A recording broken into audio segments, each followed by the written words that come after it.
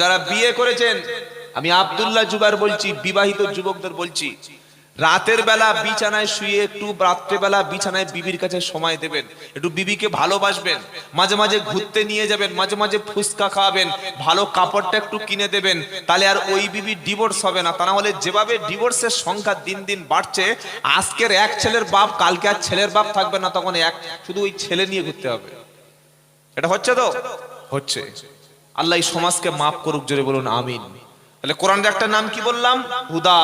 হুদা মানে পথ দেখায়, জান্নাতের পথ দেখাবে। কোরআন কোন পথ দেখাবে? ইন্না হাদাল কুরআনা ইয়াহদি লিল্লাতি হিয়া আকওয়াম ওয়া ইউবাশশিরিল মুমিনিনাল্লাযীনা ইয়ামালুনাস সালিহাতি আন্না লাহুম আজরান কাবীরা। 15 নম্বর পারা, দ্বিতীয় পৃষ্ঠার দ্বিতীয় লাইনের 9 নম্বর আয়াত আল্লাহ পাক শুনিয়ে দিচ্ছে, হে বিশ্ববাসী তুমি শুনে রাখো, তুমি যদি জান্নাতি হতে চাও, দুনিয়ায় যদি শান্তি অর্জন করতে চাও, সম্মানের সঙ্গে দুনিয়ায় যদি বাঁচতে চাও, ইন্না হাদাল কুরআন, এই সেই কুরআন, ইন্না হাদাল কুরআনা ইয়াহদি লিল্লাতি হিয়া আকওয়াম, এই কুরআন ডাইরেক্ট তোমাকে জান্নাতের রাস্তায় বলে দেয়, এই পথটা জান্নাতের পথ, এই রাস্তা ছাড়া তুমি যে রাস্তায় যাবে ওটা কখনো তোমাকে জান্নাতি বানাতে পারবে না, কুরআন তোমাকে ডাইরেক্ট জান্নাতি বানাবে। সুবহানাল্লাহ। অনেকগুলো নাম কোরআনের বলে দিলাম, এখানে যে নামটা সেটা কোরআনের নাম কি বললাম? ফুরকন। কি বললাম বলেন? সূরাটার নাম কি? আলোচনাই তো আর ঢুকতে পারলাম না সূরার মধ্যে, শুধু কোরআনের নাম দিয়ে এতগুলো আলোচনা হলো। অনেক প্রচুর নাম আছে কোরআনের। আরেকটা নাম আছে বুশরা, সুসংবাদদাতা। বলুন সুবহানাল্লাহ। তো এখানে সূরার নাম ফুরকন।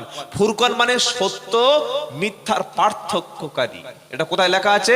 শাহরু রমাদানাল্লাযী উনজিলা ফীহিল কুরআন হুদাল লিন-নাসি ওয়া বাইয়িনাতিন মিনাল হুদা ওয়াল ফুরকান। দ্বিতীয় পারা 8 পৃষ্ঠা প্রথম নম্বর লাইনের 185 নম্বর আয়াত, সূরার নাম বাকারা। আল্লাহ পাক শুনিয়ে দিচ্ছে, বিশ্ববাসী শুনে রাখো, আমি আল্লাহ মহান কিতাবটাকে তোমাদের উপর যখন পাঠিয়েছি, মাসটা ছিল মাহে রমজান, হুদাল লিন-নাস, রমজান মাসে বিশ্ববাসীকে হেদায়েত করার জন্য কিতাব পাঠিয়ে দিলাম, দিয়ে বললাম এটার নাম হলো ফুরকন, সত্য এবং মিথ্যার পার্থক্য করে দেয়। যার হাতে কিতাব থাকবে ওকে দিয়ে কখনো মদ খাওয়ানো যাবে না, কারণ সত্য রাস্তা সে পেয়ে গেছে। যার হাতে কোরআন থাকবে ওকে দিয়ে কখনো ধর্ষণ করানো যাবে না, কারণ সত্য রাস্তা সে পেয়ে গেছে। যার হাতে কিতাব থাকবে ওকে দিয়ে মদের বোতল ধরানো যাবে না, সুদের টাকা খাওয়ানো যাবে না, ঘুষের টাকা খাওয়ানো যাবে না, ওকে দিয়ে জেনা ব্যভিচার করানো যাবে না, কারণ সত্য কিতাব সে হাতে পেয়ে গেছে। সত্য এবং মিথ্যার পার্থক্যকারী যে কিতাবটা পৃথিবীতে আল্লাহ পাঠিয়েছে, ওই কিতাবের নাম হলো ফুরকান। কোনটা হালাল আর কোনটা হারাম আপনাকে কে বলে দেবে? ডাক্তার বলে দেবে? ডাক্তার বলে দেবে? বলবে না। ডাক্তার বলবে সুগার হয়েছে, মাটির নিচের কোনো খাবার খাবেন না।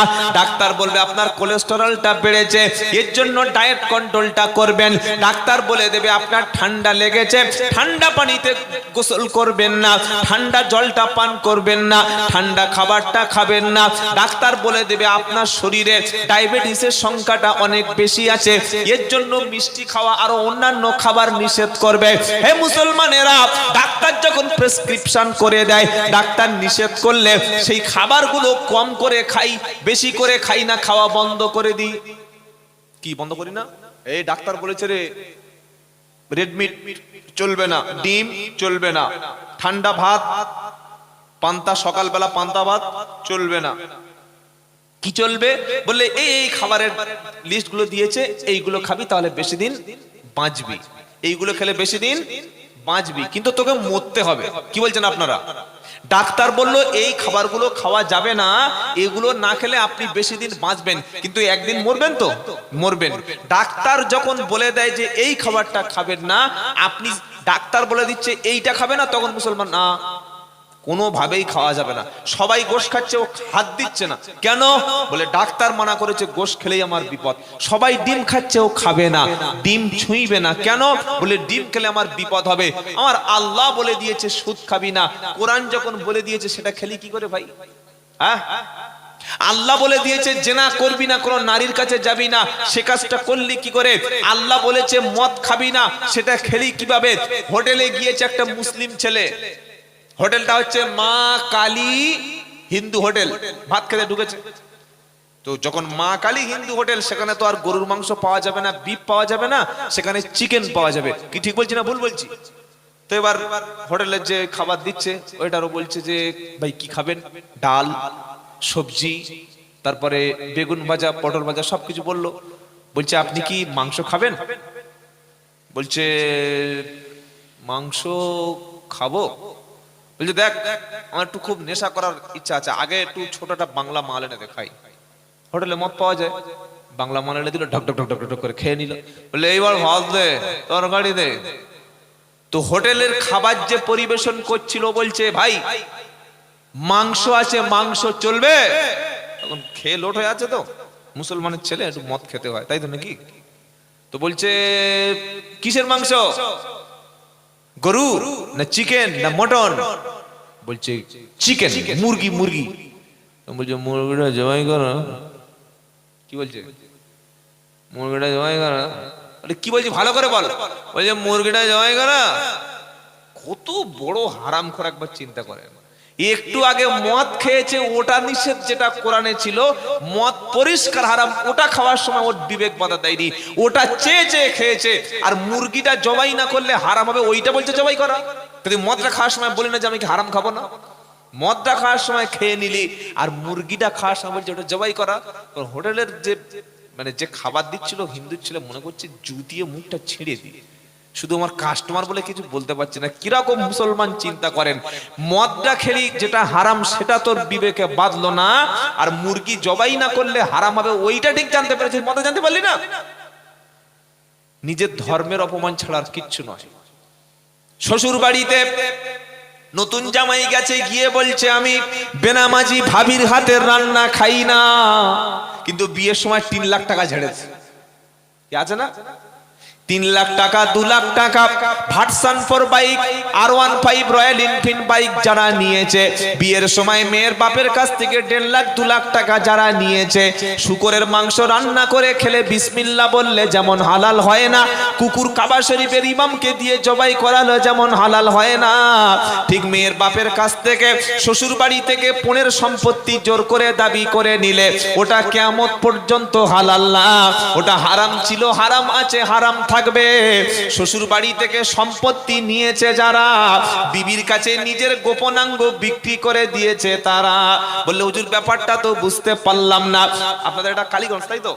কালীগঞ্জের ছেলে, ইসলামপুরের মেয়ে বিয়ে হবে, ছেলেটা গ্রাজুয়েশন কমপ্লিট, মেয়েটা এইচএস পাস, মেয়েটা আইসিডিএস ম্যাডাম, ছেলেটা প্রাইমারি স্কুলের একটা শিক্ষক, নতুন করে চাকরি পেয়েছে, দেখাশোনা কমপ্লিট হয়ে গেল।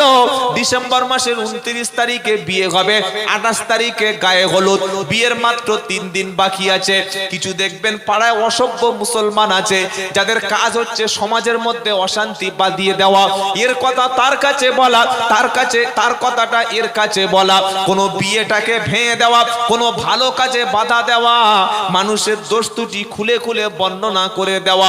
এইরকম একটা এই গ্রামের একজন ব্যক্তি মেয়ের বাপের কাছে বিয়ের 3 দিন আগে ফোন করেছে, এদিকে সব ইনভাইটেশন কার্ড ছাপানো হয়ে গেছে, প্যান্ডেল হয়ে গেছে, গরু পর্যন্ত কেনা হয়ে গেছে। কালীগঞ্জের একজন ইসলামপুরে ফোন করে মেয়ের বাপকে বলছে আসসালামু আলাইকুম, কে? সেলিম ভাই। বলে আপনি কে? বলে আমার বাড়ি কালীগঞ্জে, আপনার মেয়ে 29 তারিখে কোথায় বিয়ে দিচ্ছেন? বললে বিয়ে তো দিচ্ছি কালীগঞ্জে, সেই সেলিমের ছেলে জব্বারের সাথে। বললে ছেলেটা কেমন? বললে স্কুল মাস্টার, দেখতে কেমন? খুব ভালো। বললে 5 ওয়াক্ত নামাজ পড়ে? বললে হ্যাঁ। বললে সব ভালো আছে, কিন্তু ছেলেটার একটু গোপনের দোষ আছে। ব্যাস, মেয়ের বাপে শুনে প্রেসার 100 থেকে 150 বেড়ে গেছে। যাবে না? যাবে না? আচ্ছা বিয়ে হবে তো?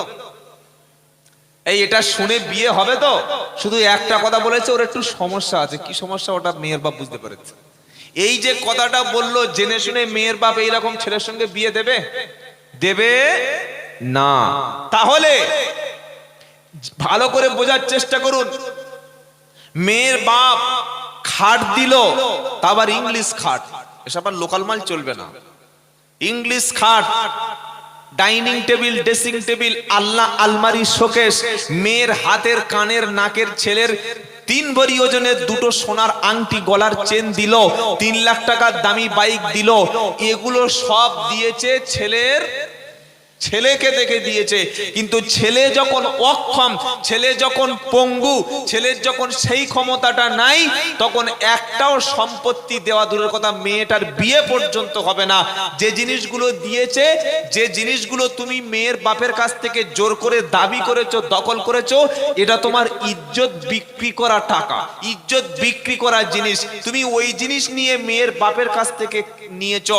যেদিন মেয়ের বাপ তোমাকে দিয়েছিল, সেদিন মেয়ের বাপের মুখে হাসি ছিল না। যেদিন মেয়ের বাপের জমি বিক্রি করে বিয়ে দিতে হয়েছে, সেদিন মেয়ের বাপ মাথায় গামছা বেঁধে পাগলের মতো বিয়ে বাড়িতে ঘুরেছে আর কেঁদে বলেছে, আল্লাহ, আজকের আমার মেয়েকে একটা ছেলের সঙ্গে বিয়ে দিচ্ছি না, বরং আমার মেয়েকে একটা ডাকাতের হাতে তুলে দিলাম। আমার জমি নিল, আমার ঘর নিল, আমার সোনার অলংকার নিল, আমার কলিজার টুকরা 20 বছরের মেয়েটাকে নিয়ে নিল। আল্লাহ, ডাকাতটার যেন তুমি জীবনে কল্যাণ দিও না, এর বাপ মাকেও তুমি জীবনে কল্যাণ দিও না। তাই তুমি বিবির কাছে শুয়েও শান্তি পাচ্ছ না।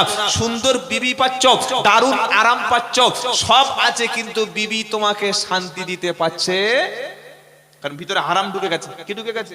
হারাম। ছেলেকে বিয়ে দেবেন বিনা পয়সায়, ইনশাআল্লাহ বলে, আর নিজে যখন বিয়ে করবেন পয়সা দাবি করবেন না। হারাম। হারাম খেয়ে খেয়ে এখন আমাদের এমন অবস্থা হয়ে গেছে, হালাল জিনিসের প্রতি রুচিটাই নষ্ট হয়ে গেছে। হারাম দেখলে খুব ভালো লাগে। আল্লাহ আমাদের সবাইকে হালাল পথে চলার তৌফিক দান করে, বলুন আমিন। তো আমি শোনাচ্ছিলাম সূরা ফুরকানে আল্লাহ মুমিন বান্দার কয়েকটা কোয়ালিটি বলেছে। কি কি কোয়ালিটি, একটা দুটো আলোচনা করি। 1 নম্বর কোয়ালিটি আল্লাহ পাক বলছেন, ওয়াইবাদুর রহমানিল্লাযীনা ইয়ামশুনা আলাল আরদি হাউনা ওয়া ইযা খাতাবাহুমুল জাহিলুনা ক্বালু সালামা। আমার খাঁটি বান্দা যারা, আমার প্রকৃত মুমিন ব্যক্তি বান্দা যারা, তারা জমিনে যখন চলবে নম্র ভদ্র হবে, শান্তিভাবে চলবে, তাদের কথাবার্তা চালচলনে কখনো কোনো মানুষকে কষ্ট দেবে না। তারা জমিনে যখন পা ফেলবে, নরম ভাবে পা ফেলবে। ইমানদারের চরিত্রে কখনো কোনো অহংকারের প্রকাশ পায় না। মনে থাকবে ইনশাআল্লাহ। মাস্টার সরকারি চাকরি পেয়ে যদি পুরো গ্রামবাসীকে মূর্খ ভাবে, তার অন্তরে বুঝতে হবে অহংকারও এসে গেছে। মুখে দাড়ি রেখে, যাদের দাড়ি নাই তাদেরকে দেখে যদি মনে হয় আমার দাড়ি আছে আমি জান্নাত পাবো, অহংকার যদি আসে, এ দাড়িতে কখনো তোমার জান্নাত দেবে না। তুমি নামাজ পড়ো আর সবাইকে যদি মনে করো সবাই কাফের, আমি একা নামাজি, আমি একা জান্নাতে যাব, অহংকার যদি আসে, এ অহংকার তোমাকে কখনো মুক্তি দেবে না। হজ করে এসে সবাই, হাজী সাহেব মনে করছে সবাই আমাকে সালাম দেবে, হাজী সাহেব চুপচাপ মাথা নিচু করে সবাই আমাকে সালাম দেবে, আমি তো হজ করেছি 4 লাখ টাকা খরচ করে। এই অহংকার যদি তোমার মধ্যে চলে আসে, ধ্বংস তোমার অনিবার্য, তুমি বাঁচতে পারবে না। পাড়ার একটা ছেলে কিংবা একটা মেয়ে খুব সুন্দর দেখতে, তার অহংকার এত পাড়ায় বেশি বেড়ে গেছে, তার অহংকারে মানুষ চলতে পারে না। তুমি অহংকার কিসের করছো? আল্লাহ পাক তোমার সুরাত দিয়েছে, চেহারা ভালো দিয়েছে, সম্পদ ভালো দিয়েছে, ডিগ্রি ভালো দিয়েছে। কবরের কাছে গেলে তুমি কোনো অহংকার সেদিন কাজে লাগবে না। কবরটায় গিয়ে দেখো কত হাজার হাজার মানুষ শুয়ে আছে, যারা অহংকারী ছিল, মাটির সঙ্গে তারা মিশে গেছে। গিয়েছে না, যায় নাই? একদিন মাটির ভিতরে, ঘর কোথায় হবে আমাদের আসল ঘর? কবর। ওখানে ডাক্তার শুয়ে আছে, মাস্টার শুয়ে আছে, উকিল শুয়ে আছে, স্বাস্থ্যওয়ালা শুয়ে আছে, শিক্ষিত শুয়ে আছে, অশিক্ষিত শুয়ে আছে, কত রূপচর্চা করতো তারাও শুয়ে আছে কবরে, আছে না নাই? তাই কবি বলছে একদিন মাটির ভিতরে হবে ঘর, রে মন আমার কেন বাঁধো দালান ঘর। একদিন মাটির ভিতরে হবে ঘর, রে মন আমার কেন বাঁধো দালান ঘর। প্রাণ পাখি যাবে উড়ে পিঞ্জর ছেড়ে, ধরা ধামে সবই রবে তুমি যাবে চলে।